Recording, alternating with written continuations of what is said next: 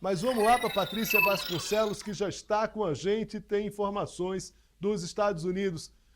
Patrícia, muito obrigado aqui mais uma vez pela presença aqui no Poder Expresso. Como você está?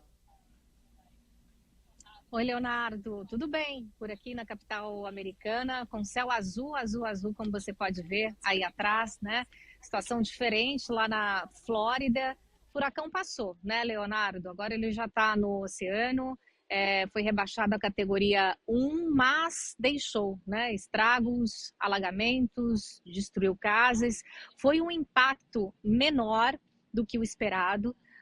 O que é algo bom, né? As autoridades americanas, Leonardo, avaliam que a preparação deu resultado, que o alerta feito pelas autoridades de lá e também daqui, né, aqui da Casa Branca, todos os responsáveis pelo instituto que responde a emergências, como se fosse a Defesa Civil aí no Brasil, avaliação aqui do presidente Biden. Ele fez um discurso há pouco, inclusive, aqui na Casa Branca, falando justamente sobre isso, né? Que o alerta que eles enviaram deu resultado. Até agora, as autoridades de lá, da Flórida, Léo, confirmam 7 mortos, sendo que desses 7, 4 faleceram por conta de tornados que foram formados antes que o furacão Milton chegasse no solo. Então, houve cerca de 100 alertas de tornados no começo da tarde de ontem e as pessoas acabaram falecendo porque elas estavam na cima desses tornados, Léo.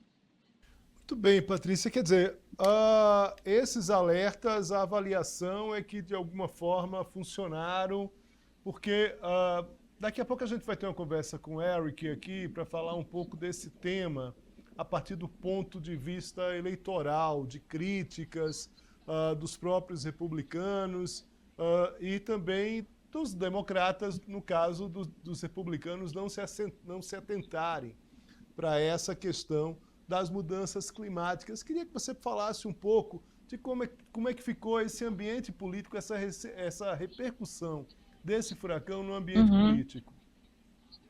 Olha, isso virou tema de campanha, tanto da democrata quanto da republicana, porque a gente lembra que esse furacão agora, o Milton, ele é o segundo, né, que atingiu a Flórida em 2 semanas. Há pouco tempo passou o Elaine, que ele percorreu 6 estados, vários estados americanos. Em 6 estados foram pelo menos 240 mortos. E a campanha republicana, partido de Donald Trump, que faz chapa com o J.D. Vance, Léo, começou a usar a resposta ou a ausência de resposta da administração Biden em relação aos afetados do furacão Elaine para dizer, né, que essa administração não agiu como deveria. E a administração Biden, o presidente americano, afirma que Donald Trump tem usado de suas plataformas, redes sociais, para disseminar notícias falsas em relação à falta de ação dos agentes do governo, pessoas ligadas ao governo. A vice Kamala Harris, que é candidata, né, e oponente ao Trump, também ela focou muito nisso, Leonardo, dizendo que os republicanos ligados a Trump estão promovendo uma campanha de desinformação aqui no país. Então, a ação, a resposta, né, não só dessa administração, mas também da campanha Kamala Harris, né, que está ligada ao Biden. Então, eles quiseram demonstrar força, presença, que estavam aqui no comando, na liderança. Ontem a Kamala estava em Nova York, porque ela participou de uma série de entrevistas na segunda-feira e participou virtualmente de uma reunião com o Biden. A gente até falou sobre isso aqui no Poder Expresso, com outros especialistas do FEMA, que é essa agência de resposta emergencial aqui nos Estados Unidos. Então, há essa preocupação do lado da campanha, essa preocupação genuína por parte do governo, mas também olhando aí para essa realidade de campanha. Leonardo, você tem razão, é um momento de campanha, né? Então a Câmara está em campanha também junto com o Trump. Então há essa preocupação de mostrar, né, que eles estão presentes e fazendo tudo o que é possível, né, para dar apoio às pessoas que estão na rota do furacão. E a questão da desinformação, notícias falsas, isso virou, né, assunto para os vídeos das campanhas publicitárias das duas campanhas, a democrata e a republicana. É muito impressionante isso, Patrícia, e é algo global, né? Quer dizer, quando teve aqui a enchente no Rio Grande do Sul, quantidade de notícias falsas era impressionante. Mesma coisa agora no fenômeno recente, que foi calorzão aqui no Brasil, né? Agora começou a chover em Brasília, começou a chover efetivamente essa semana, mas também a quantidade de notícias falsas também muito grande. Patrícia, agora que teve o rebaixamento claro aí em relação a esse furacão, né? Ele agora está numa categoria de ciclone pós-tropical aí, a gente depois vai explicar um pouco com um especialista sobre isso. Quais os principais passos da Casa Branca, como isso vai se desenvolver a partir de agora, considerando aí que se o alerta foi eficiente e se o número de e se o tamanho da destruição ela acabou ficando mais restrita, mas tem estragos e que a gente tem que considerar também prejuízos, além das próprias mortes, que é o que mais importa, que é o que é de mais sensível. Tem muito lugar para ser reconstruído, Leonardo, por conta das áreas que foram afetadas pelo Helene, esse outro furacão, né, que passou há 2 semanas percorrendo aí 6 estados. Então, o governo aqui federal já liberou bastante verba que foi aprovada no Congresso para justamente a reconstrução, né, dessas áreas, desses estados, não só das instalações, edifícios, mas barreiras, estradas bloqueadas. Então, tem muita gente em loco já trabalhando e mais recurso vai ser necessário, mais recursos serão necessários agora para a resposta imediata a este segundo furacão. O Departamento de Defesa americano mandou exército e também engenheiros lá para a região da Flórida, Leonardo, que já estão lá desde o começo da semana.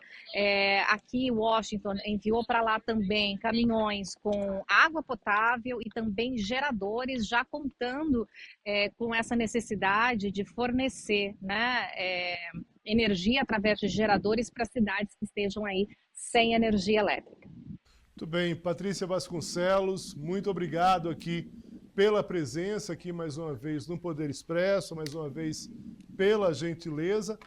Pati, só mais uma coisa aqui, campanha está de vento em popa, a gente está a pouquíssimos dias das eleições, né? A pauta se desvia. Léo, se a gente piscar 2 vezes, chegou dia 5 de novembro, né? Assim, já está na hora da eleição, porque nesse ritmo estamos... Pois é, Paty, o que é que você destaca aí, aproveitando aqui tua presença aqui, mais uma questão aqui, como é que, em que pé está hoje essa campanha, tirando um pouco aí dessa questão do furacão, que a gente sabe que vai tomar um debate agora nos próximos dias, mas não vai ser determinante, que a gente sabe que acaba que essas questões climáticas, infelizmente, elas não têm tanta atenção, nem dos políticos e também, infelizmente, do próprio eleitor, né? Por mais preocupado que a gente possa citar, a gente sabe que esses não são temas principais.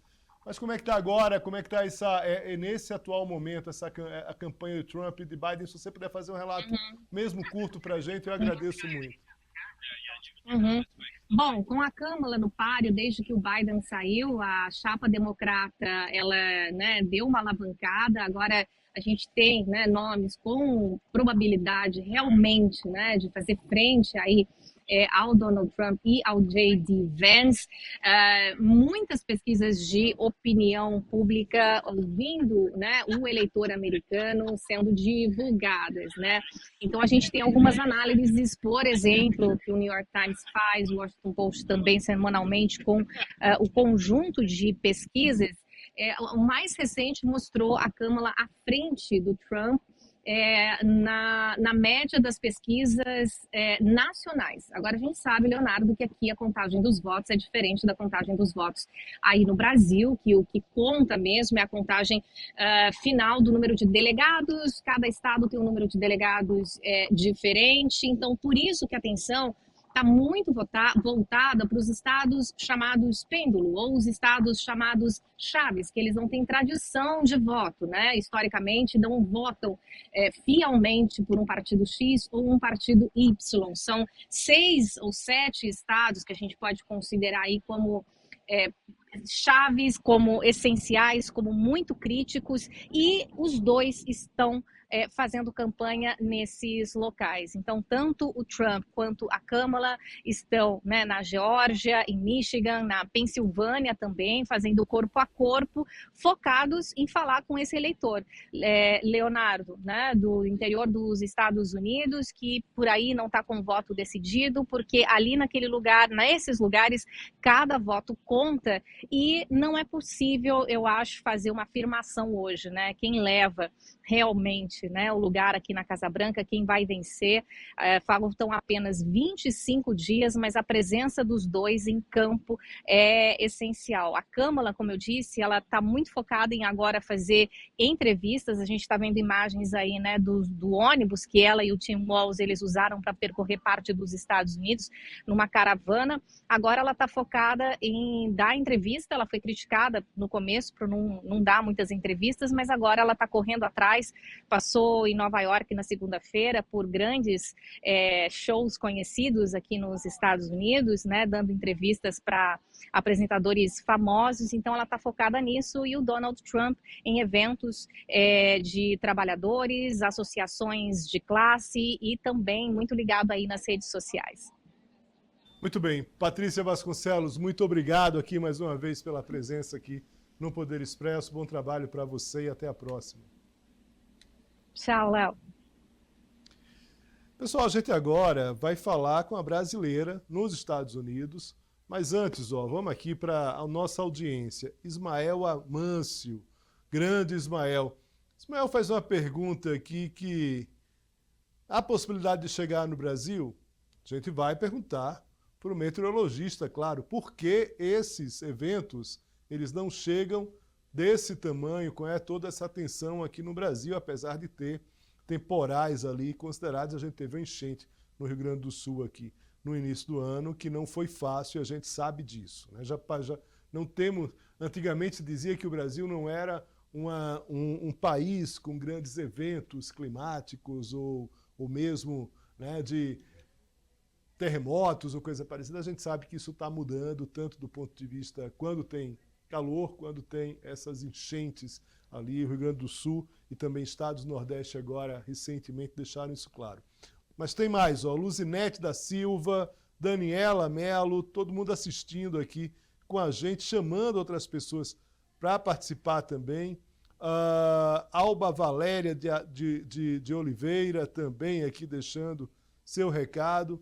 Pessoal, agora sim a gente vai conversar com Brisles Fidelis, brasileira, que está nos Estados Unidos, mora em Tampa, na Flórida, cursa medicina na Universidade do Sul da Flórida, precisou sair por conta do furacão. Muito obrigado, Brisley, pela presença aqui no Poder Expresso. Como você está? Eu espero que em segurança. Oi, Léo, boa tarde. Estou sim em segurança, graças a Deus, mas é um momento de muita tensão para todo mundo, né? Agora fazem só 4 meses que eu me mudei aqui para a Flórida, então era o período de adaptação que eu estava tendo aqui, e a chegada do furacão Milton está sendo uma loucura na vida de todo mundo. Então, conseguir ver, né, essa mudança de... O pessoal está tendo que evacuar, muita gente perdendo casa. É muito triste ver essa realidade que está acontecendo aqui. Então, para mim, graças a Deus, eu consegui evacuar minha faculdade, consegui chegar em um lugar em segurança, ficar na casa das minhas amigas. Mas é muito triste ver que muita gente não conseguiu fazer isso, não teve o privilégio que eu tive de conseguir evacuar, de conseguir ficar salva, né? Tudo bem, Brisley, a gente agradece aqui o seu relato, te dizer o seguinte, tem muita gente aqui acompanhando. Alba, que eu já tinha citado aqui, ela está falando de Barra de São João, no Rio de Janeiro.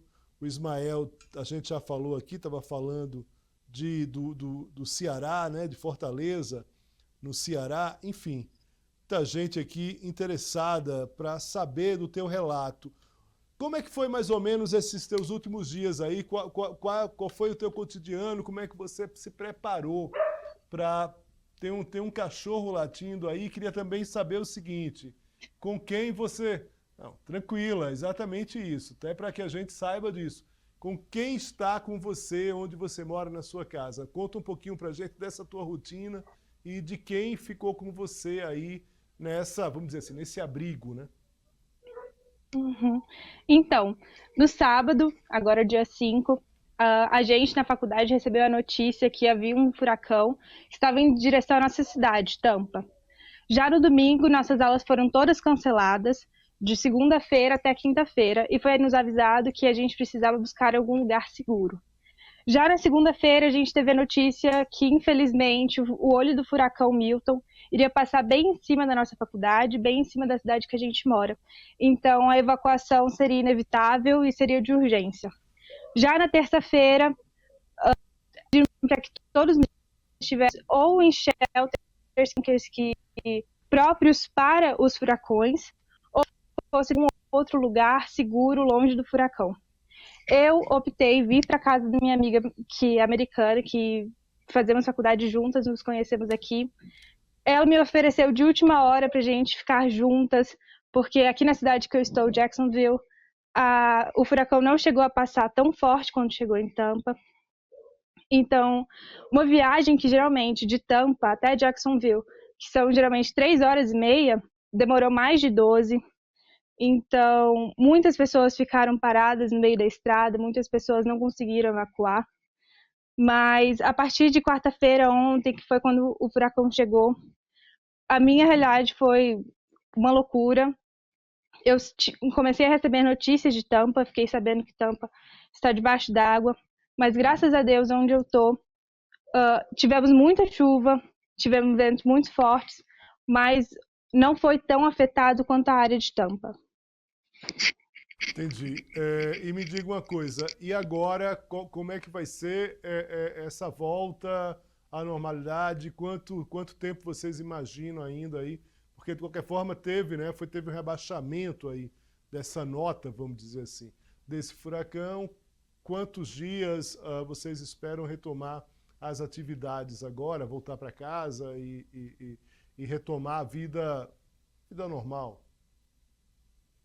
Atualmente em Tampa, a cidade está completamente alagada. As estradas também não têm jeito de entrar na cidade. As últimas notícias que nós recebemos é que nós literalmente não temos como voltar para casa. Então, estamos esperando as próximas atualizações, tanto do governo de Tampa quanto da minha faculdade. Mas, a princípio, esperamos voltar para Tampa no domingo, que é o dia que a minha faculdade volta a funcionar, que é o dia que a minha faculdade volta a abrir as portas, principalmente porque, como eu moro dentro da faculdade, é muito complicado, porque tendo a faculdade fechada, eu não tenho literalmente onde ficar. Então, a princípio, o ponto é esperar a faculdade abrir, esperar as ruas abrirem. Sabemos que Tampa já está começando a ver tudo isso, preparando para tudo. E as últimas notícias que eu recebi é que aparenta que a partir de amanhã, a partir de sábado, as estradas já vão voltar a funcionar, já vão voltar a abrir, já vai ficar mais seguro. Entendi.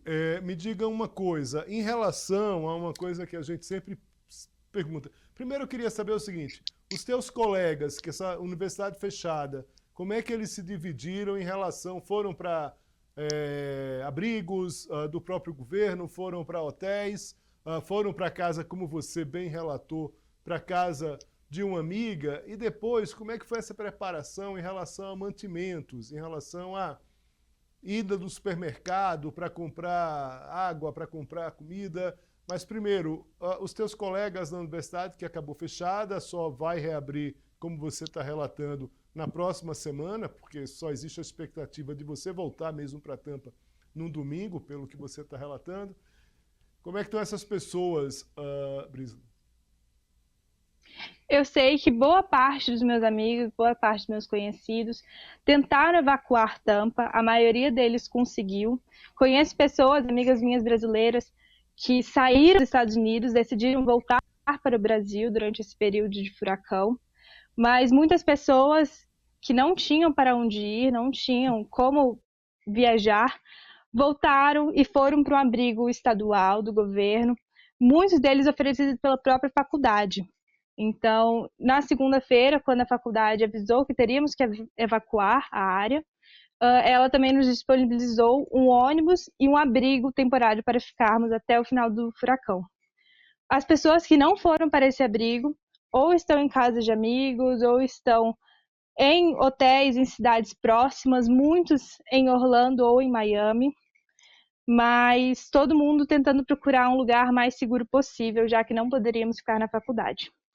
Em questão sobre os mantimentos, tivemos semana passada, né, 2 semanas atrás mais ou menos, o outro furacão, o furacão Helene, e como já tínhamos um pouco dessa preparação, muitas das pessoas, inclusive eu, já tínhamos os mantimentos prontos, já que fomos avisados 2 semanas atrás do outro furacão. Para aqueles que não tinham as coisas prontas, ou por acaso tiveram que sair para comprar, realmente é muito difícil achar água, comida enlatada, ou mantimentos realmente para essa época de furacão, porque muita gente não tem isso pronto e tem que ir comprar tudo em cima da hora. Então, vi muitos supermercados sem água, vi muitos supermercados sem comida enlatada, e eu mesma, quando estava viajando com a minha amiga, fomos tentar encher o tanque de gasolina do carro dela, e todos os postos que a gente parou não tinha mais gasolina. É muito sufoco, assim, que a gente passa para isso, sabe? Porque a gente nunca sabe se vai ter água no supermercado, se vai ter comida. Então, muitas pessoas aqui que já estão acostumadas com isso, preferem guardar para não sofrer o risco de chegar lá e não ter mais. Mas, graças a Deus, acredito que muitos outros supermercados, apesar da busca, depois de um tempo, foi começando, voltando a reestocar, mas realmente é muito corrido, é muito difícil realmente conseguir achar tudo.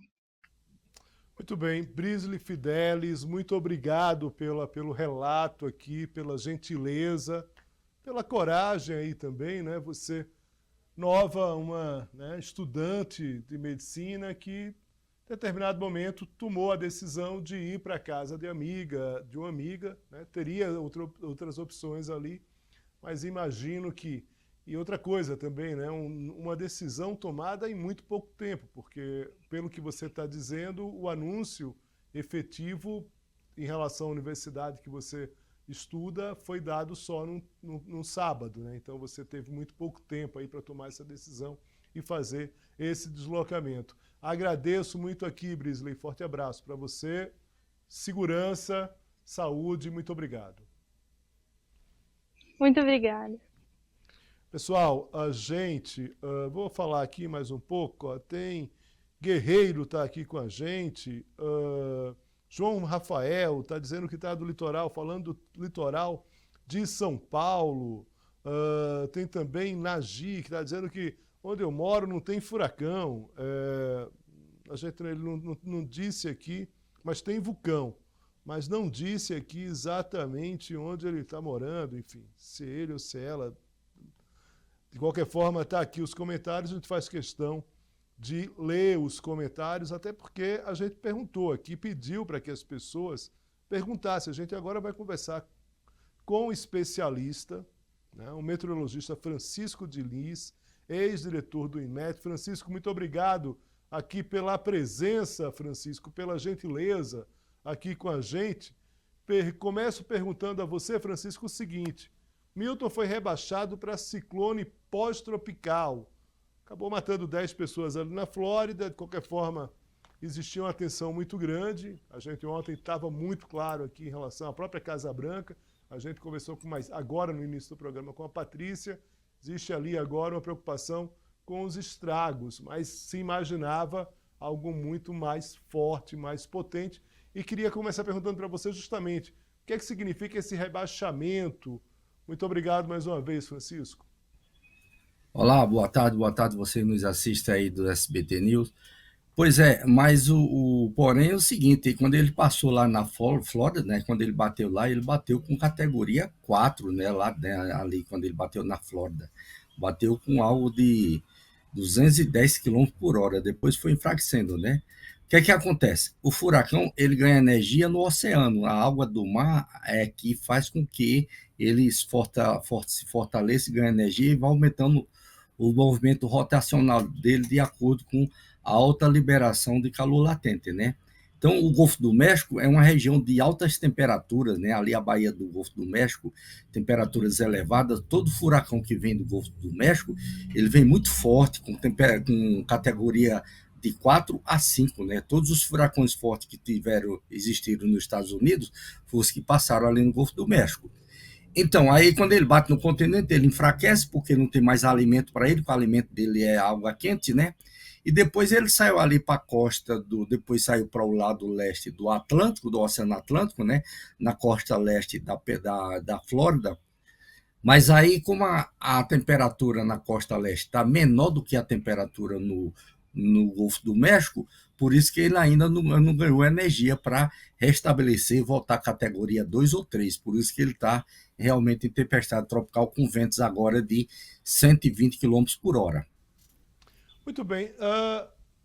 Francisco, tem uma questão aqui de uma das pessoas que nos acompanham, o Ismael. Deixa eu confirmar aqui a questão dele, mas ele diz o seguinte, ó, é o Ismael, ele fala, isso vai chegar no Brasil? Na verdade é uma pergunta que parece uma brincadeira do Ismael, mas eu queria, a partir disso, perguntar para você o seguinte: por que aqui no Brasil, apesar da gente ter tempestades, fortes ventos, chuvas de fato muito fortes, a gente teve uma enchente no Rio Grande do Sul que foi uma calamidade, uma tragédia no início deste ano, mas me pergunto a você o seguinte: por que aquela região ali, ela difere, por exemplo, do litoral brasileiro? Estou falando do litoral a partir da sua própria resposta, que disse que esses furacões eles são alimentados justamente no mar, na água quente do mar. Me conta um pouco de como funciona esse fenômeno a partir de uma localização geográfica, por favor. Você vê o seguinte, em 2004, né, teve aquele furacão que se formou aqui, né, o Catarina, né, ali na costa de Santa Catarina. Passou uma frente fria, um ciclone extratropical, aí foi lá para o oceano, e aí ele se desprendeu, ganhou energia própria, e aí foi se fortalecendo, depois voltou. Nunca acontece isso, né? Ele voltou ali mais ou menos no meio do Oceano Atlântico, voltou para a costa da região sul, pegou em cima da costa de Santa Catarina, né? Um furacão, um furacão mesmo.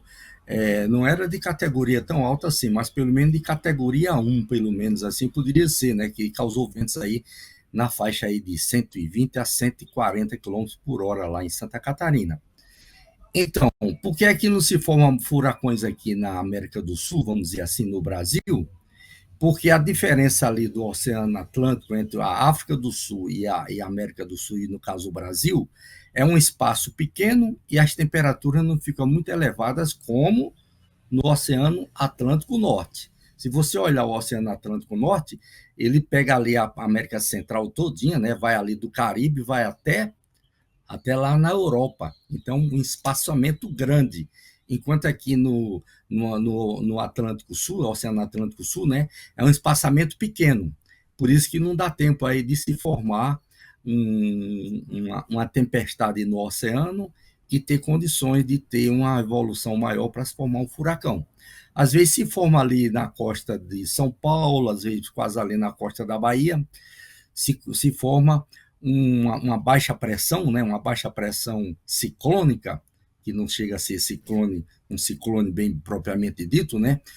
Aí, mas não pega energia, não tem energia suficiente na água, né? Não tem temperaturas elevadas para alta liberação de calor latente para dar condição de formar um furacão. Francisco, uma última questão aqui, uma pergunta minha. Você falou desse furacão aí em Santa Catarina, muito bem lembrado, né? Porque a gente pode dizer que um furacão no Brasil é um evento raro, mas a gente não necessariamente pode dizer que não se tenha furacão aqui, como você mesmo lembrou. E aí você fala uma coisa, que ele foi e voltou, depois ele foi dissipado, depois ele volta a ganhar corpo e vem de novo para a costa.